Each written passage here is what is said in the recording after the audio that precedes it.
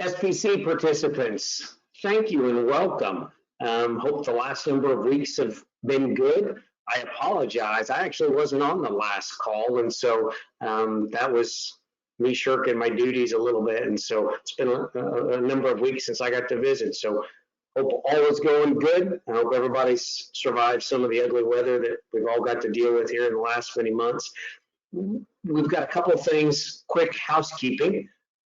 Calves continue to do good. Feedlot manager, Mr. Lademan, tells me even in some of that brutal weather, when that's going to hurt some of your gains, and we'll see some of those numbers come out here in the next number of weeks. The calves have done well through the negative 10-degree temperatures that they lived in for a while, and he's been very, very impressed with the health and the vigor of those calves as they continue to plow ahead. Bailey, at the end of this call, will have some more commentary for you, but your homework assignment will not be coming out tonight. It will likely be sent to you tomorrow. She'll clarify some of that again. I would encourage you, there's going to be a lot of oomph on the table this evening. I would encourage you to pay close attention, watch what's in front of you, ask questions. You're going to need to ask some questions this evening. Don't hesitate to do that. You can either do the question chat thing, or we can unmute you here in a little while and you can just raise your hand and we'll get you up. So we're eager to hear your voice if you have questions.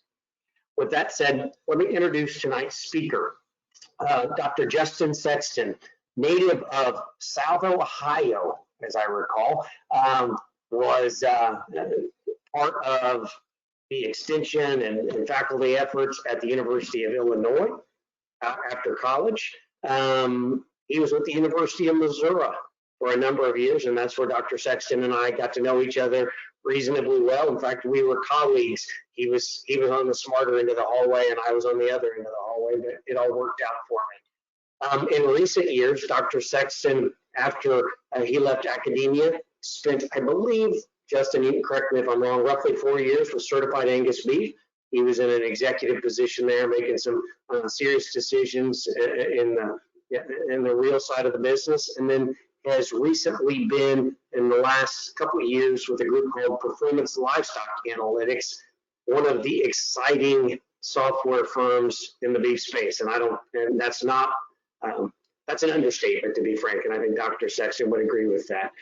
Tonight, he is going to cover just a little bitty topic. It's not very big, it's not very broad, except for it's darn big and it's darn broad. And he's going to help us think through both some macro level stuff and then some details relative to feedlot economics. Dr. Sexten, I say thank you. The floor is yours.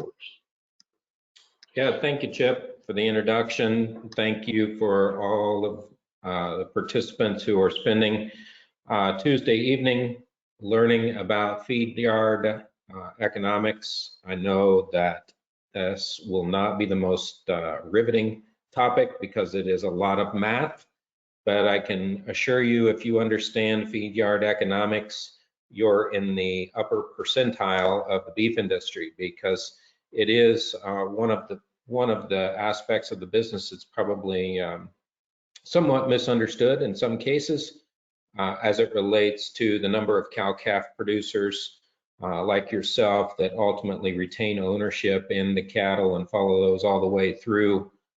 You are taking part in a unique aspect of the business for many, in that retained ownerships probably make up about 10 to 12% of the beef industry.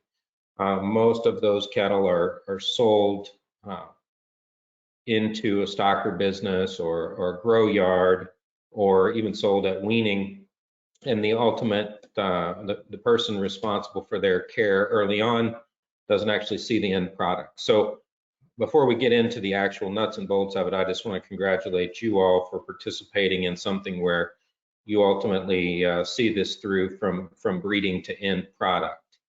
And having spent time on the end product side as well as the feeding side, I can tell you, after you feed a couple of your own, you approach many aspects of the business differently. So again, just congratulations on taking on this endeavor. So what we're going to talk about tonight is really the math and understanding where profitability opportunities or discoveries can lie in the feed yard.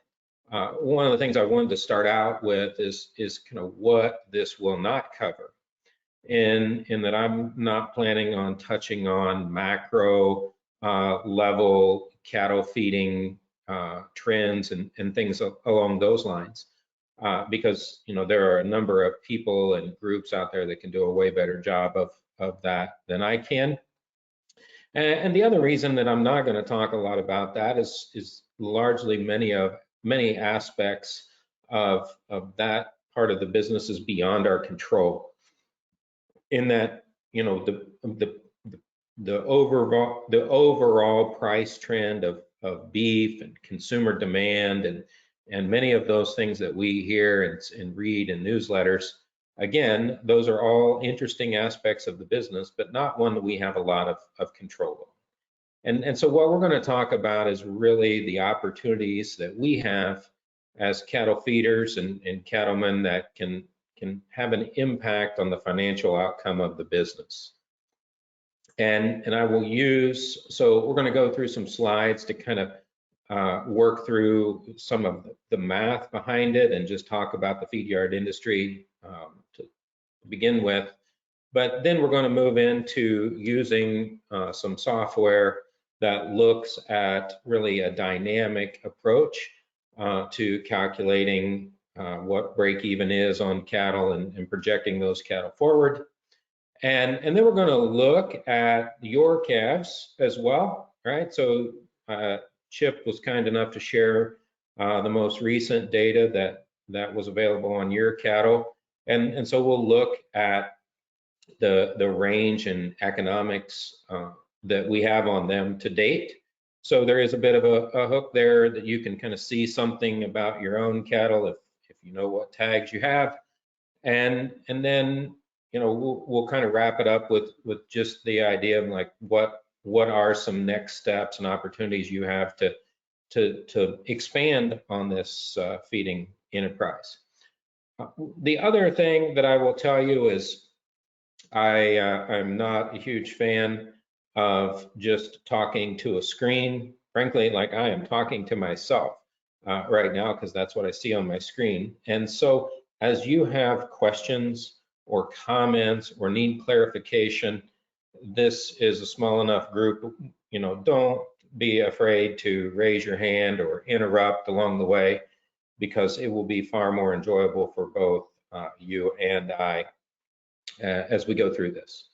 Okay, so with that said, we'll get started on the economics of the feed yard. And so we're going to start at a very simplistic view of feed yard economics. And I think to a certain extent, I want to start with why do we even feed cattle? And so as somebody who's largely participant in either the seed stock or the cow-calf segment, many times what I hear from producers is that they do not want to take part in feeding cattle. They are going to produce a calf, they're going to wean a calf, they're going to market that calf at weaning and let somebody else take that on.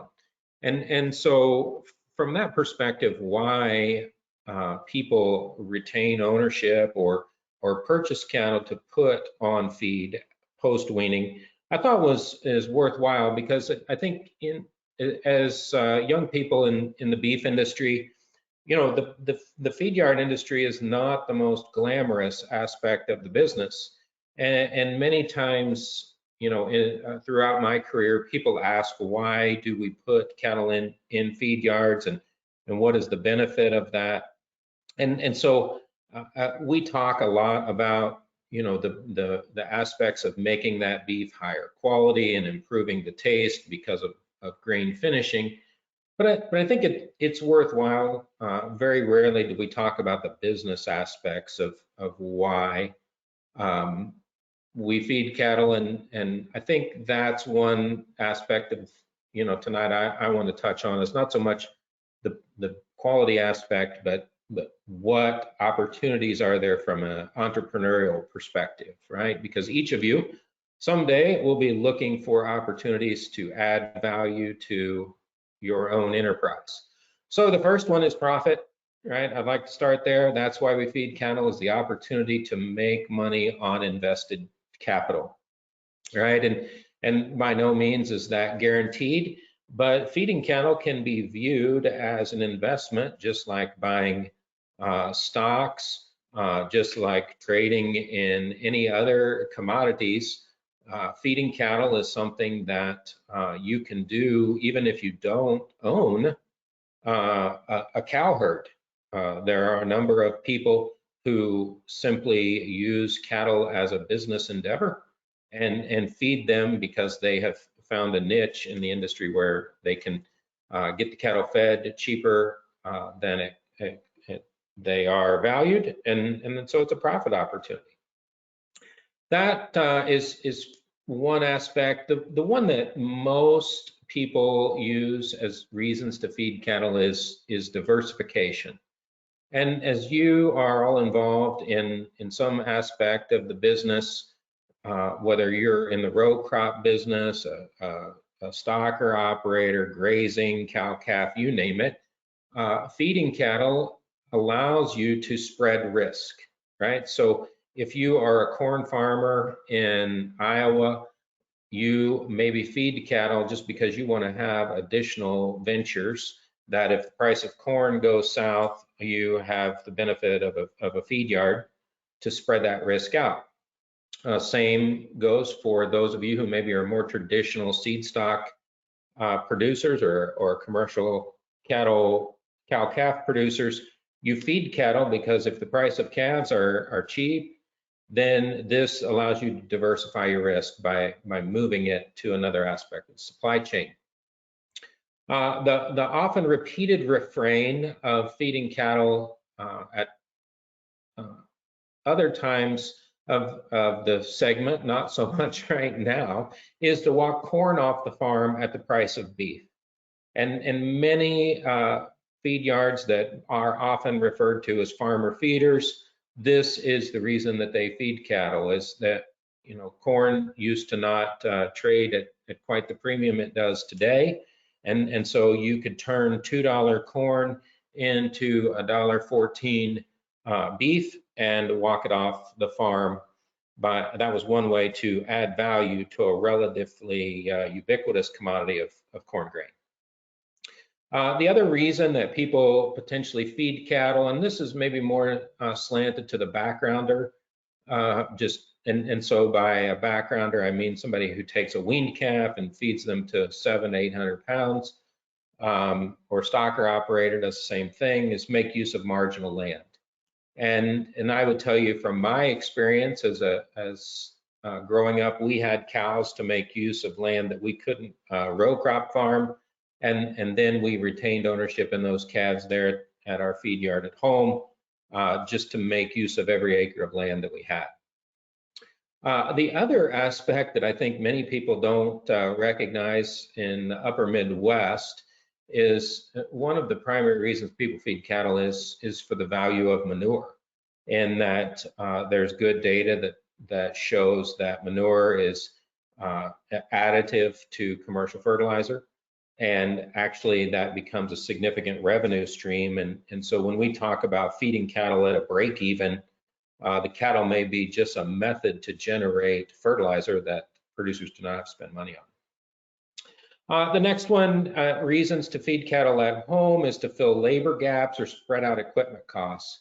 And so many customers who have a feed yard maybe feed cattle, 1,000, 2,000 head of cattle, just to help utilize labor throughout the winter, or to maybe justify having additional equipment.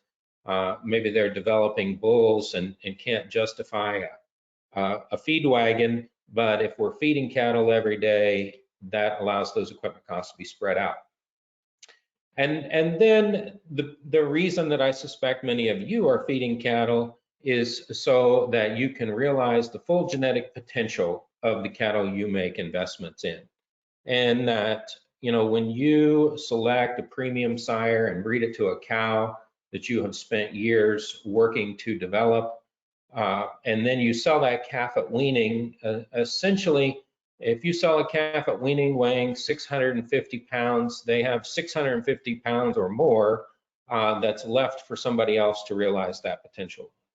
And so to capture that additional genetic value and inform those future decisions, another reason I hope that you all are feeding cattle is you find out some information about the cattle that you own that you cannot get from packers or cattle feeders without owning the cattle.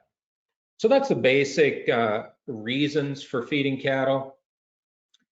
As we think about the pure economics of the feed yard industry, as I mentioned to Chip, I think one of the key things to understand is the number of enterprises that a feed yard has the potential to profit from, right? In that, when you think about a feed yard, well, what is their actual revenue model?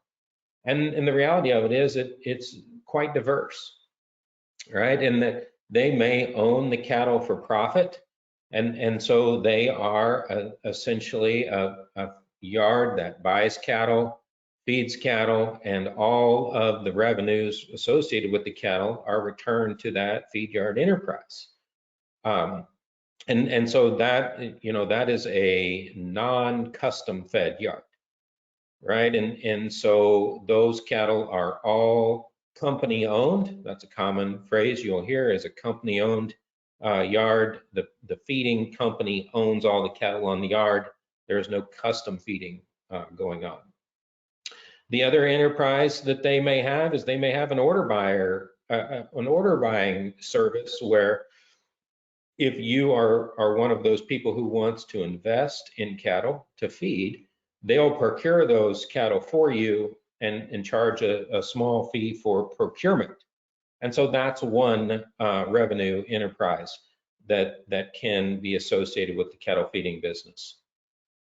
The other place where it is a revenue stream and profit opportunity for the feed yard is ultimately feed, right? This is probably the more common aspect that's discussed, is that a feed yard is a hotel and restaurant. They sell feed and space. And so we'll talk about interviewing your cattle feeder to know a little bit more about that. But they may mark up feed on just the ingredient itself. So there might be what's called a feed markup, or they may not mark up their feed ingredients. They may only charge you to manufacture and deliver the feed. And so it's the return on those infrastructure of feed trucks and the feed mill might be a revenue source, and that the cattle are just purely a delivery vehicle, that they ultimately are a customer. They feed at a break even and make money on the feed. Yardage is the other common enterprise. That's the hotel reference, and that's the daily cost of facilities. We'll talk about yardage, but yardage is the cost of a place for the animal to stand, a feed bunk to eat out of, and all the services that go with its daily care. And that may range from 25 cents a head a day up to 45 or 50 cents a head a day, depending on the weight and age of the cattle and how much work needs to be done to manage health. And then the other aspect of the enterprise of a feed yard is the services, and that may be pure procuring feed, and so they are actively working to trade commodities to ensure the lowest feed price, and so that service gets passed on to the customer in some cases, or they may have marketing agreements that allow you to sell your cattle into specific grids or beef programs, and they're able to capitalize some revenue over access to those marketing agreements. So now we're getting into the nuts and bolts of this, and And so one of the things that I thought is good is to understand what enterprise those feed yards are profiting from. It's good to ask a number of questions. And if you know me, one of the things I like to do is I typically ask a lot of questions. And so your feed yard location is somewhat established. You don't have a lot of flexibility in where you're going because you're part of this program. But someday when you want to feed more cattle, I've put together a list of questions we'll kind of review here quickly that allow you to understand where that feed yard is really putting their emphasis on that enterprise, right? This will help you understand whether they're making revenue off of the feed, whether it's through yardage or some of the other services they provide. And so when you're deciding what feed yard to use and send your cattle to, I'm not suggesting this is an exhaustive list of questions to ask, but certainly it's a good place to start. And by no means should you worry about asking these type of questions, in that to feed cattle, at a feed yard, you're going to spend thousands of dollars. And so to answer a little bit of the questions related to those thousands of dollars is, if you can't have a conversation with your feed yard around some of these things, then you need to just keep looking for another feed yard. But really the first 4 bullet points there are to help you understand, how are ration costs going to be charged to you, and is it a comparable ration cost on a dry matter basis. Always you want to ask on a dry matter basis, so that you're always comparing apples to apples. And then, what is the markup? Is it $10 a ton, $20 a ton? What is that markup for manufacturing of the feed? Do you charge me to mix the feed, or is that somehow in yardage, right? So there's a feed mixing fee. It's just a matter of whether it's in yardage or it's added directly to the feed, right?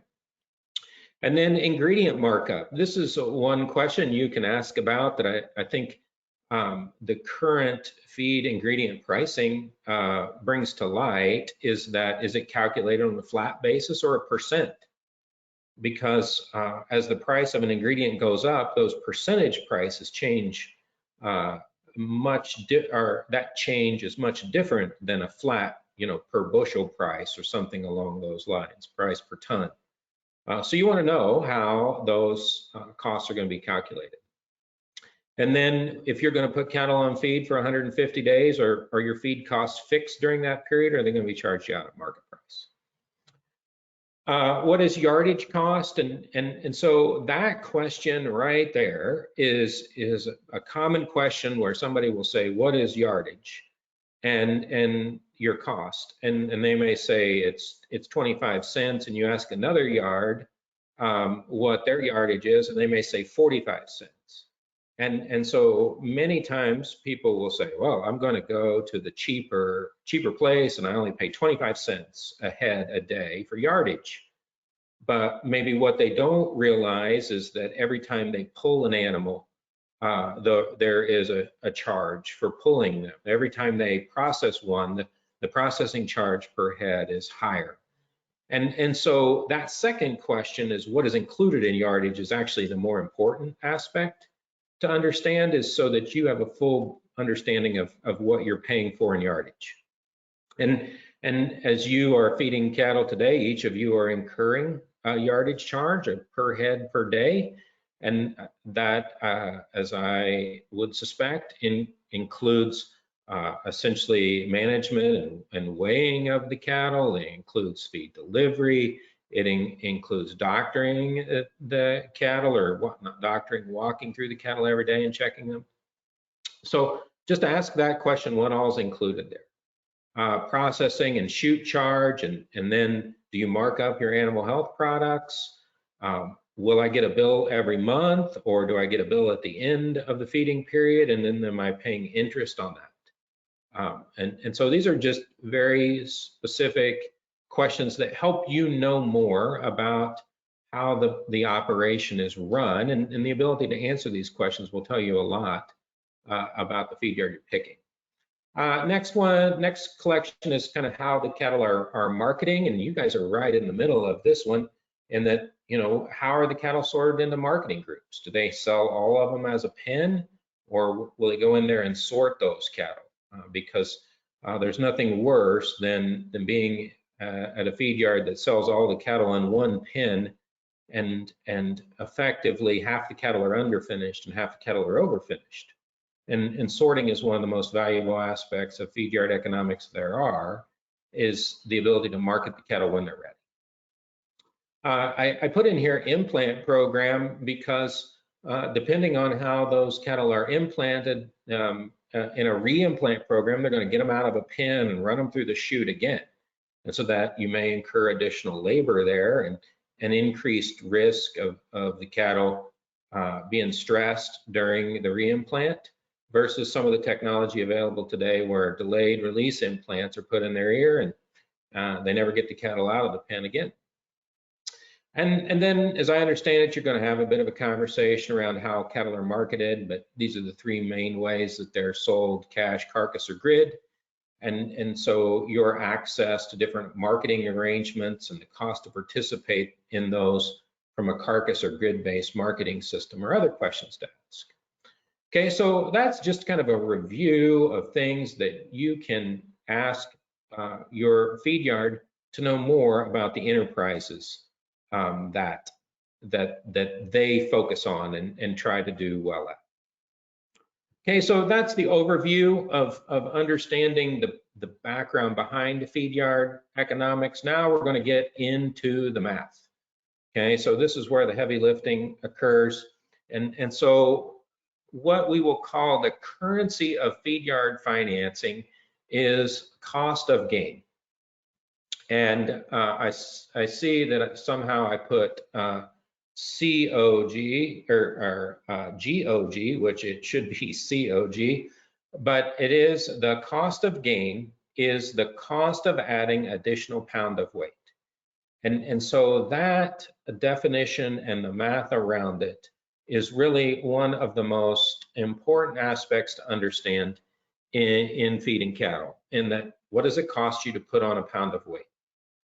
And so I've listed out some of the things we'll talk about and review that it goes into this, right? And if we look at your data, we've seen feed, we've seen yardage, we've seen that initial processing, we've seen vet medicine where some of the cattle have been treated, we see implants, likely you have some maybe interest on the cattle, and then you would have marketing costs of insurance or check off or something along those lines. All of those costs essentially go in that left-hand side of the equation, right? So you take all of your costs and then you divide that by total gain, and that gives you the cost of gain. And so there's a couple of variations that you will see on cost of gain. Is you will see that as reported as deads in cost of gain or deads out cost of gain. And so what that means is if the deads in cost of gain is in there, the way that math changes is you take all of the costs accrued in the feed yard, whether the animal was alive or dead, right? So if 45 days into the feeding period, one animal dies, I have all of his feed costs in there. And I have to put that in the total cost column. But the gain of that animal is zero, right? Because that was never captured. So when I take the total gain, to get total gain, I take total pounds sold and I subtract total pounds delivered to the feed yard.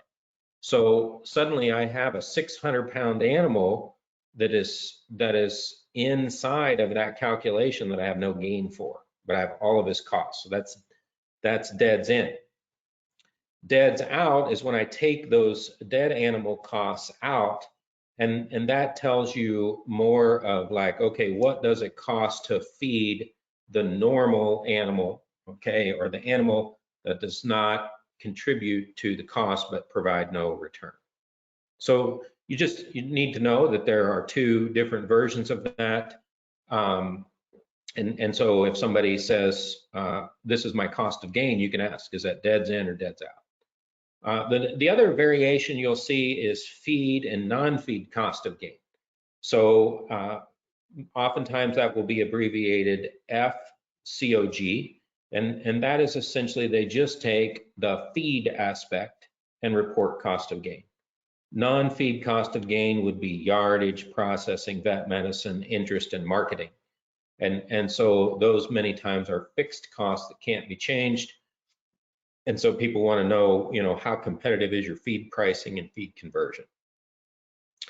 Okay, and so I asked this question that we're going to come back to. I'm going to give you some time to think about it.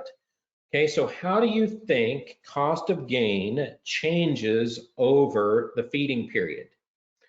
Okay, so if you think about if I reported to you the monthly cost of gain of your cattle, do you think the cost of gain would go down over time, or will it go up over time? Right, there's one or two ways that it's going to go. So give that some thought. We'll come back to that as we get into the data. Okay. All right. So if you don't remember anything else, this is one aspect of the financials that is useful for you all, regardless of whether you ever finish cattle again or not.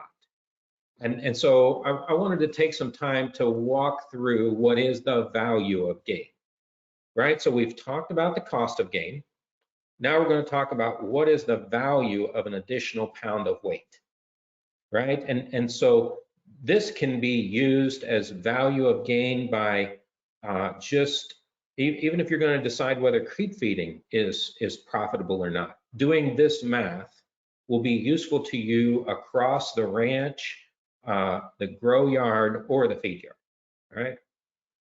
So the way you calculate the value of gain is you take and calculate the value of the heavier animal and the value of the lighter animal. So right in this case, when you all are making the decision to feed cattle, right? So let's say you had a 525-pound steer that you could sell for $1.65. And then you look and say, well, the futures price on August feeder cattle weighing 775 pounds is $1.52. So that is the value of the future, right? So the value change between those two animals is $312. The total gain that you have, 775 minus 525, is 250 pounds. So the value of gain is $124.80 per hundredweight, or $1.24 a pound. Okay, so that's the same number, just one of them's in per hundredweight, one of them's per pound. Okay, so that means for each additional pound of weight, the value that pound was worth was $1.24. Okay, and so you might say, well, Justin, why do you say this is a misunderstood financial? Because this is pretty straightforward math. Well, the reason that is misunderstood is the value of gain is not the price of heavier weight cattle. You cannot imagine the number of producers that I encounter when I say, well, what is the value of additional pound of weight? And they say, well, it's $1.52. No, the value of the gain is $1.24. The price of a 775-pound steer is $1.52. But the value of that gain is $1.24. Okay, and so again, this math of calculating value of gain is something, even if you don't care about ever feeding another calf at a feed yard, understanding the value of gain, even if you're just going to put on an additional 100 pounds by preconditioning a calf, you should go ahead and do this math to find out whether the value of gain is more than the cost of gain, right? So if you take value of gain minus cost of gain equals profit, right? Or loss if it goes the wrong way, okay? And I promise we're going to get to funner stuff than all this math. So just to kind of wrap up here in terms of the specifics, when we talk about a break even, and I'm going to show you a break even, the first question is, why in the world would you hear that term so often in the feed yard industry, right? You hear that a lot. Well, what's the break even on the cattle? What is your break even? That's a very common question. Well, the reason for that is because there are so many enterprises in the feed yard that you potentially could feed the cattle at a break even and make money either in the futures market, or you make money in your feed markup, or you make money in yardage. There are a number of those enterprises we talked about. So we can feed cattle at a break even and still make money at the feed yard enterprise. So there are a number of factors in a break even, and we could spend all night talking about that, but ultimately a break even is you take the cost of your cattle, you take the total cost of gain times its gain. So essentially you have total cattle cost and total cost to put gain on, and that equals your break even cost, right? And so that tells you, okay, if I have a $1,000 steer to go into the feed yard, and it's going to cost me $500 to feed them, then my break even is $1,500 divided by my finish weight, which might be 1,300 pounds. And so if you take 1,300 or $1,500 divided by 1,300 pounds, you get $1.15 as your break-even cost. Okay, and so we're going to go through and look at some of the break-evens today on your cattle. But one of the things, just for reference, is today, based off of the expenses that I had from your January 31st weighing period, your cattle have an average cost of gain of $82 per hundredweight, or 82 cents per pound. The fun part about that is the range was $66 to $126 per hundredweight. So somebody has a really high cost of gain, and somebody has a quite favorable low one of $66. I will tell you today, cost of gain in many feed yards is running $90 to $100 per hundredweight. Okay, so this is one thing. I just put this in here. If you want my email address to contact me with questions, there's that. Now we'll get into the fun part with some illustrations. All right, so we're done with PowerPoint. Okay, so I'm going to pause for a minute. Questions around this before we look at something else.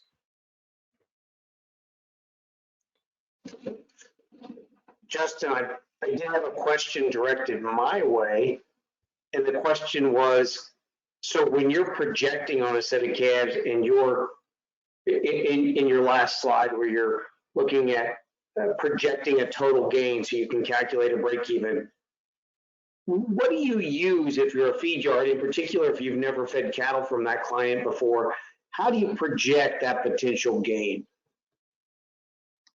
Yeah, so great question, Chip. And so that is one where feed yards have just piles and piles and piles of data that they will use to try to put, you know, some parameter around the cattle. And so in many cases, they're going to look at seasonal finish weights. They're going to look and say, okay, you know, these cattle are large framed, any genetic information. They can find out about them and say, okay, we think they should finish around 1,500 pounds or 1,400 pounds. And so one of the arts of calculating a break even is just to know where the opportunity lies to make a change. So that's a bit of a good segue here, Chip. So I'm going to show you. So I'm going to take a minute to show you guys a tool we have that's effectively a real-time a break-even calculator. So I'll explain it a little bit, and I'm going to get to your question specifically, Chip, to show you kind of how they think about it. Okay. So your all's cattle, when we look at those calves going into the feed yard, if I recall, the average weight was about 675 pounds. Okay, and so the target finish weight, we have a lot of choices here we can pick, right? But we're going to just stick with 1,450 pounds for now, as an example. Okay, and so as we think about a break even, right? So there are a number of factors that go into that, and we just debated the finish weight, right? But the first one that we're going to talk about is cost of gain.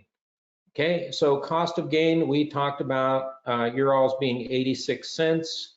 Okay, that is a really good cost of gain right now. Okay, so we're going to use 95 as a more current example. Okay, and so rate of gain is also part of that challenge, Chip, to predict this target finish, right? And so I want to show you all something so the question is, do you think it's always good for the cattle to gain as much as possible? Right, so here's an example where we have 3 pounds a day gain, right? And a 675 pound steer, and I'm going to switch back over here for just a second. Okay, so I need to run this quick average of what you all priced your cattle at an average weight. I meant to do that. Okay, so 152.75 with an initial weight of 675. Okay, so I need the 152 was the price, average price on 675 pound steers. Okay, so this is your data, straight from your all's records. So we're doing a real live example here. Okay, so the price that was quoted was 152.75. Okay. And so now you see like, ooh, paying more for cattle may be somewhat costly.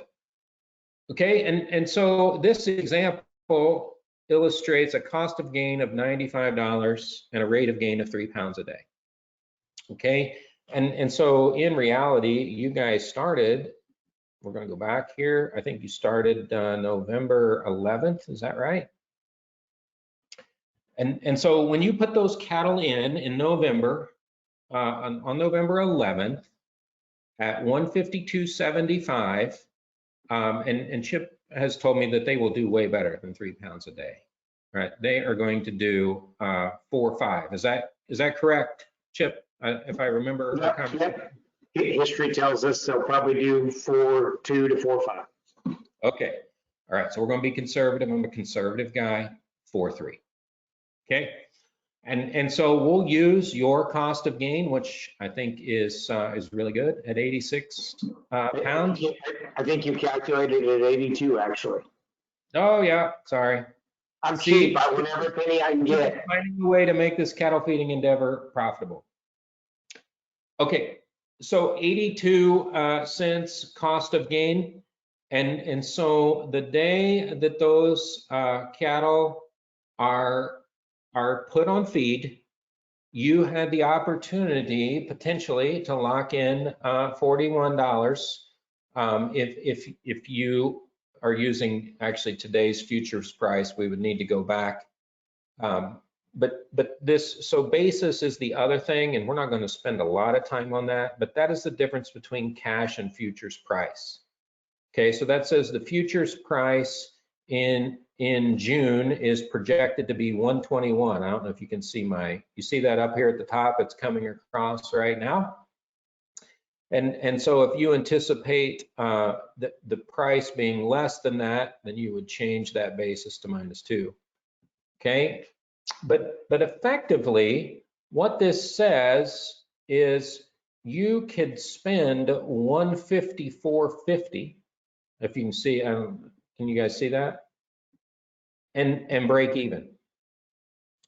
And so one of the things you can think about is as you are wondering what your cattle are worth when you go to market them at weaning, this is the math that cattle feeders are running every day in and out when those cattle come to the sale, because they know about at least what the futures market is telling them it will be worth. Whether that's true or not, we will not debate that tonight.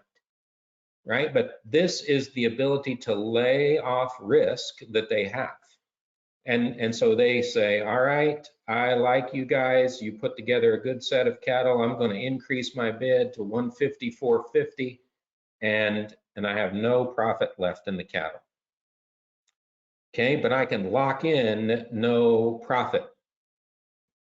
Now, to your point, what if these cattle actually perform better than I think they will? And they perform at 4.7 instead of 4.3. So now I see, oh, here's some upside potential because the cattle potentially perform better.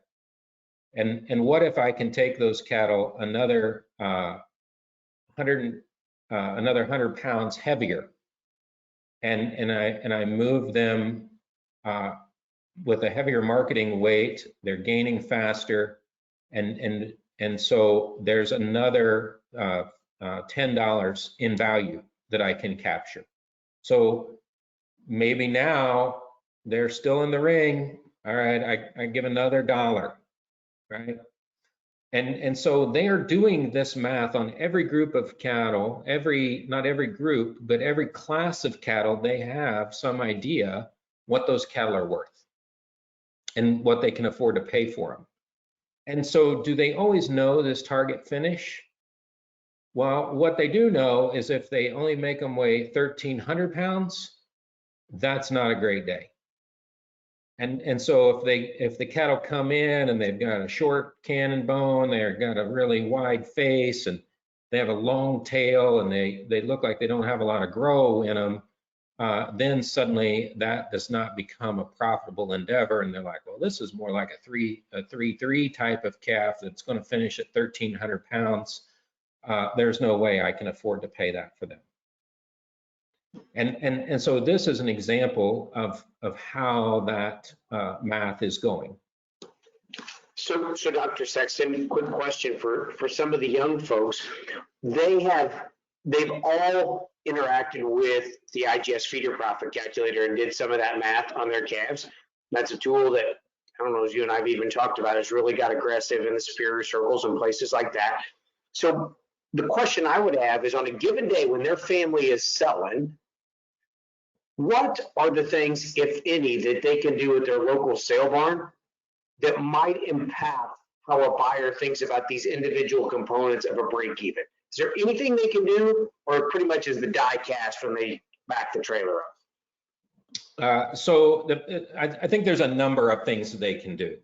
One is if they drop the cattle off and drive away, like that is, anyone can do that. So that is what you don't do, right?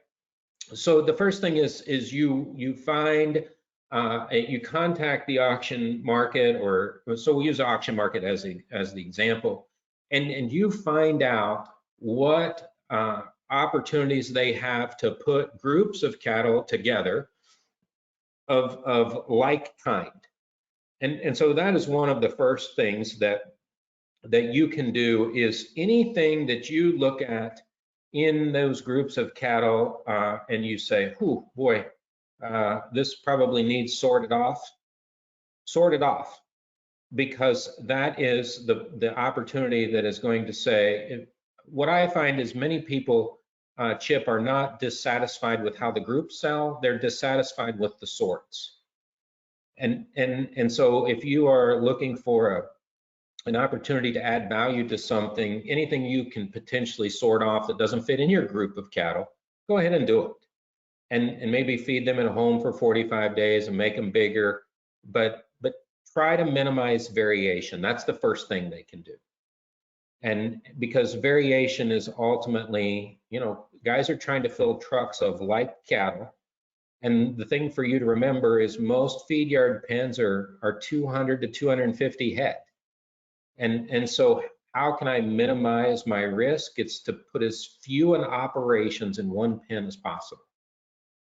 So big groups of like kind, and then when they communicate with the auction market, figure out a good time to get them there. In that minimizing shrink is a key to doing things right, and it doesn't require a genetic improvement or anything along those lines. It's a matter of if you can get the cattle there and fed and watered, they will sell at even fill as opposed to shrunk out, right? And then the next thing is to provide them with some form of a marketing document that documents when the cattle were weaned, if the cattle are bunk broke to water, health practices they have, as well as any information around genetic merit that can be conveyed in a simple and straightforward manner. And that is where I think those programs like yours, Chip, that help communicate the genetic potential to the buyers is the opportunity to provide uniform information. And ideally, they sell a lot of those cattle on the same day. And so if you have fellow breeders locally that can market the cattle together, that all have similar management, those are good opportunities. Participate in value-added sales where there's lots of cattle with good health records. There's strength in numbers. That's probably, if there's one takeaway, I would tell you.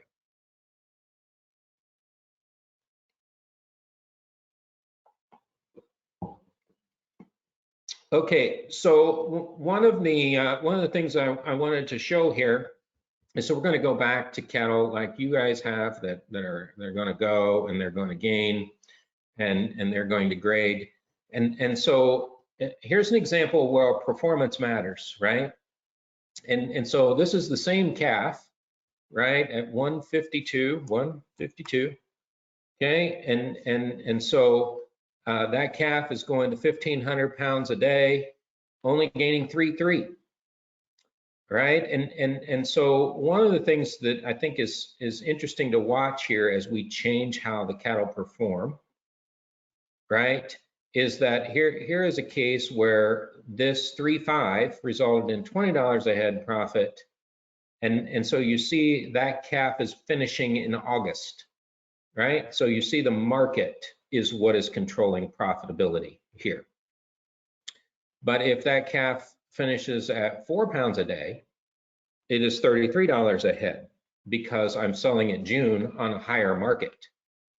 Okay, the other thing about August, if the cattle are slower gaining, right, cost of gain maybe goes up because if you're feeding cattle in the middle of the summer in the state of Missouri, that's not cool, literally, right? And so cost of gain goes up because they're less feed efficient, because they're trying to dissipate heat.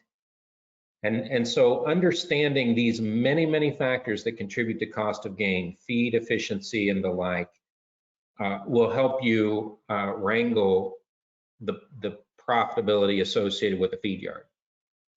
Me just changing this number from 82 to 89 is very easy, when in reality there are 15 different things that impact cost of gain: death, loss, health treatments, performance, all of those things are contributing to that. Okay, so one of the things I just wanted to show you as an enterprise evaluation, right? So we put in this calf of yours weighing 675 at 152, targeting 1,500 pounds, gaining 4.3, right, at a cost of gain of 82 cents. Okay, and so that offers you $33.75 a head. But we don't have to sell that calf at 1,500 pounds, right? And so this is the part that I encourage you to think about is, so I'm going over here and I'm going to change enterprises, right? And so now I have a 675 pound calf, right? At 152 is what I put him in at. And my start date is still back here in November. And we're going to go to a grow yard model, right? So we're going to put them on a forage, and it is going to be a little bit of a slower process, right? Not 4 pounds a day. And our goal is to make that calf that 775 or 825 pound steer that we're going to sell at the end of January, right? And so here is where maybe our cost of gain is cheaper because we're using roughage and we can slow them down. And so you can see that keeping that calf back in November with the goal of making him a big yearling right now to be going into the feed yard at a relatively modest cost of gain is not a great scenario right now, right? So to assume that backgrounding cattle is always the best choice, this is an example where you can go in and say, all right, it's worthwhile. And if we put a $5 basis on there, it gets even worse. It is a case where you can say retaining ownership and feeding the cattle actually gives me not only the opportunity to see how my genetics perform, but also is a better financial decision. So you can calculate a break even and an opportunity in your enterprise at various marketing points along the way. Okay, so the last thing I'm going to show you is I'm going to go back to the question that I asked you a little while ago, right? And that is, how does cost of gain change over time? And so this is our view of a set of cattle, and the blue bars here across the bottom is daily cost of gain. Okay, so that's what it costs to feed that calf for a day, right? And so then if you look at to date cost of gain, that's the green line, right? And then the break even is the red line. And I hope you all can see that. And so if you look at when we put the cattle on feed versus when the cattle were sold over here, right? Do you see how the cost of gain goes, so the to date cost of gain goes down, and then we have this spike in daily cost of gain. What possibly causes a spike like that in daily cost of gain? Our daily cost of gain went up to $4.04. What might cause a cost of gain to skyrocket like that? And let's see, that was about 14 days on feed. Hold on, we've got somebody who's going to tell us. Jana raised her hand. Weather. Sorry? Ahead, Weather. weather. Okay, so out here, weather could very much cause that. A small bump like this like the cost of gain that is incurred on a group of cattle associated with the weather event many of us just experienced, I will show you in a minute. This is effectively a processing event, right? We bring the cattle through and we put $23 or whatever that is of cost in them through an implant, a vaccine, a processing cost. And so you see this spike, and then over time that plays out over time. But here in October, this very much is a change due to weather, right? In that you maybe get a hot, in this case, you get a spike in temperature because the temperature changes wildly in October, and the cattle go off of feed and don't perform as well as they should, and so you see this daily cost of gain go up.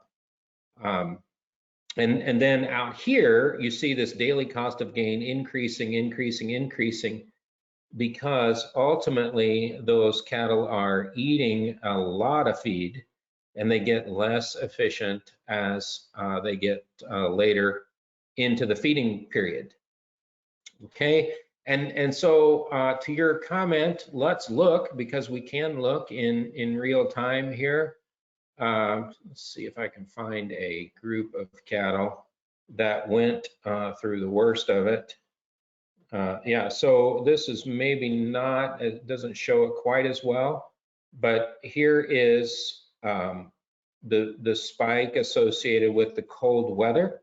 This feed yard is in Iowa, and these cattle are in a building, so maybe the weather effects are not shown as significantly as they would be in an open lot, perhaps.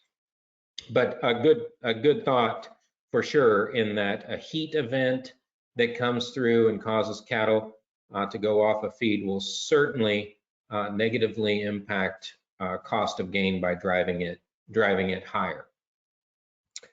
So one of the things I wanted to show you is as we think about cost of gain, right? We talked about just the feed cost of gain and how that changes, right? So this is just feed cost of gain over time on, I need to go back to that set of cattle we had closed. Okay, so this is the feed cost of gain over a period of time, where you see that, hey, that they're getting used to eating feed and maybe they're not gaining quite as well. And then once they start to gain, they get adjusted to feed, that feed cost of gain goes down. And then as they get heavier, you see that cost of gain starts to increase on the feed side because they're eating more and gaining less. So there is this adaptation early on, relatively lower feed cost of gain, and then it starts to increase later in the feeding period. The other thing I want to show you is just the costs as it relates to the feed yard. And this is a discussion about feed yard financials.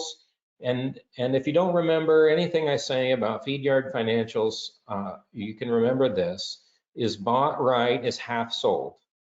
And so as somebody who is typically selling cattle to the feed yard, that is not the words that you want to hear, but that is the reality of most. And I know that these words are super small, so I should probably read this, but we could go through a number of groups of cattle, and the costs in those cattle lots are going to range between 65 and 75% of those. So we can just sort through a couple of them here.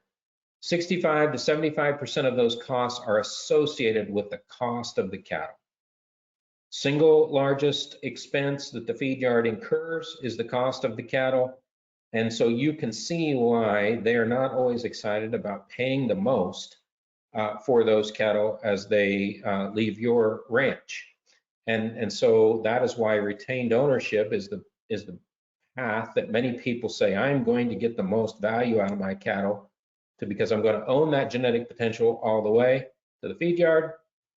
And I know that the feed yard sees that as a significant cost.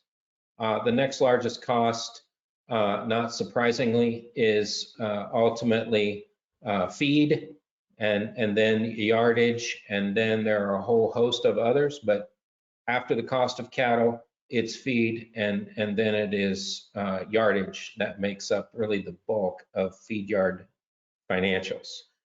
So again, that is why conveying the value of the cattle you are selling becomes so important, because if all they know about the cattle when they come in to the auction market is that they are from you and that they have had all their shots, that does not convey much about the value.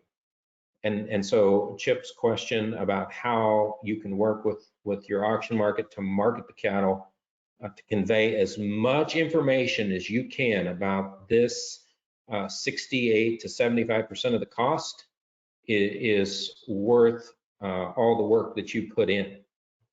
And if you don't think you're getting what this is worth, retaining ownership is the opportunity you have to capture this cost, because one of the things you can think about it a little differently, in that if we go back to this example, right, and we look at a finished calf price of $675, and we're going to, that calf's going to gain 4.3 a day, sorry, okay, and the cost of gain at 82 cents. Right, and so we said that animal was worth 152. Okay, so the thing you can think about there is there's $32 in feeding the calf, or I'm getting paid 156.76 for my calf at weaning. Right, that's if I'm feeding it at a break even, that is ultimately the price that I have marked from the cow herd enterprise. So I'm going to say I'm going to get 156.76. I'm not going to make anything on the feeding enterprise, but I want to sell a weaned calf for this price. Plus I get all the feed yard data. So it's maybe just always thinking a couple of different ways about how you account for that value.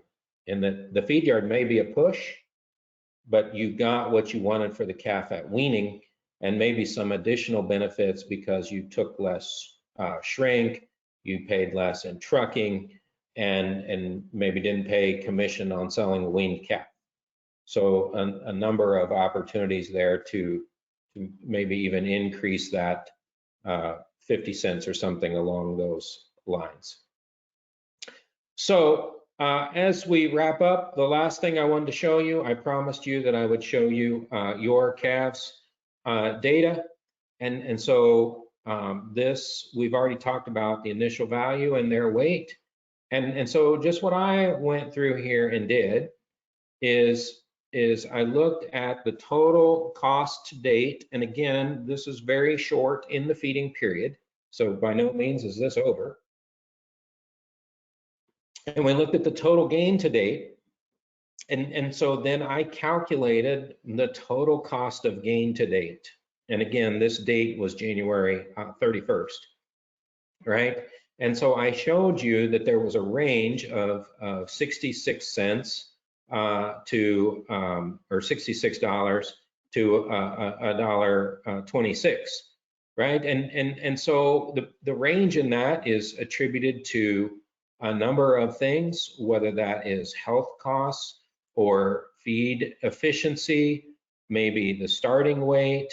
But between those two animals, as an example, there's only really about 50 pounds, and there is about a $30 difference in the break even.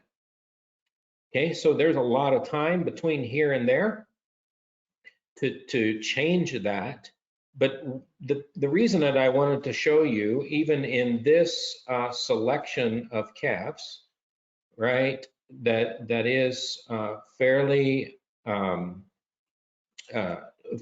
well-managed operations, because you are investing in genetics and finding more information, is that there is, even in this group of cattle, there is a wide host of variation.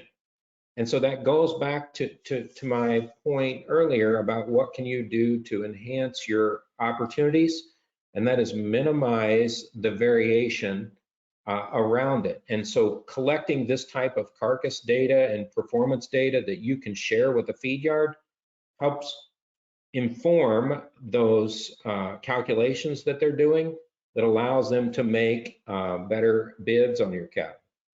And the other thing you can do is you can market those cattle direct. Chip talked about selling them at auction, but also you can look to advertise if you have a large enough group to sell those cattle to the feed yard direct. Potentially, there are a number of feed yards that will even partner on the cattle, and they'll feed half and you feed half. So the one thing I would tell you is some of those questions that we talked about finding out information around it, is also what type of feeding agreements do you have where you can continue to participate along the way, but spread your risk out if maybe you don't want to feed the cattle completely. So that is really, I guess, the extent of what I had prepared from a formal discussion standpoint, Chip. Open to questions, comments, clarifications, other topics, you name it. Well, of course, I addressed some of the questions that came to me, but I would throw one more thing out there, and you touched on it, and then I'll be quiet and let my colleagues do it if they have any questions. But you just touched on the whole concept of, well, there are times when I should just feed my cattle, and you highlighted a couple different reasons. One, because it's financially makes sense. Other times it's maybe not quite as appealing financially, but there are other pieces I get. So let's say a family's not been feeding cattle, because again, this is a bit of an insulated experience for them. Maybe I've never done this before. It's intimidating. It's flat scary to step into this space. What's the first step if they think they have the kind of cattle that can work and they don't believe they're capturing value? What's the first step to investigating the feeding process? Yeah, so for me, the first step is to pick up the phone and just call feed yards. So there's a couple, I guess it's a bit of a loaded question. So first thing that I would do is do some searching around on different feed yards, specifically custom feed yards, if you're planning to keep them yourself, and then do some calling and effectively interview them with those type of questions that we had around the costs. But even before that is investigate, what type of cattle they feed. Is it something you can kind of describe the cattle to them and as best you can, and say, what do you think that they would do? And you can talk about some of the data that you have from this experience. And then after you've kind of triaged a number of different feed yards, and I do encourage you to talk with a number of them, then you get in the car or truck and you go visit. And because this is no small endeavor, it is no small risk, and so go see how they manage the place, take time to drive around the yard and look at what they're doing and ask questions. You can also ask them what type of information you would get back. What does their closeout reports look like, and what kind of information are you, even if you feed the cattle at a push, the opportunity just to get more information back and how that's going to be conveyed. But probably even before all of that, talk to fellow breeders who are finishing cattle. That's one of the best resources you will have for places that they have had good luck feeding the cattle and ultimately, or feeding their cattle, or maybe that have friends that have fed cattle, because you can learn a lot from somebody who has already been there and done that. It's not to say that that's how you judge them all, but that helps you sort down the number of places to get started.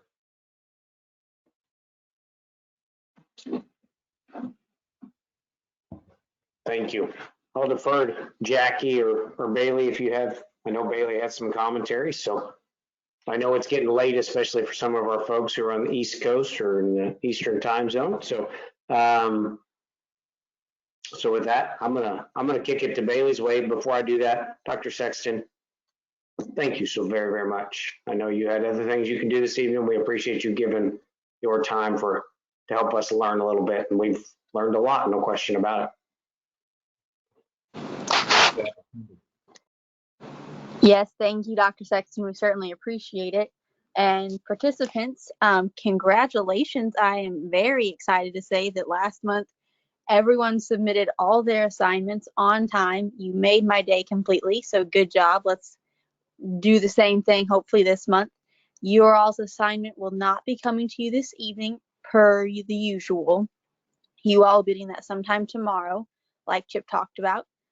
So just keep an eye out for that, and that'll have all your information in it like normal. So if there's no more questions, then that's all I've got. Chip, do you have anything else you need to say? Welcome to March. And by the way, I do actually have something useful to say.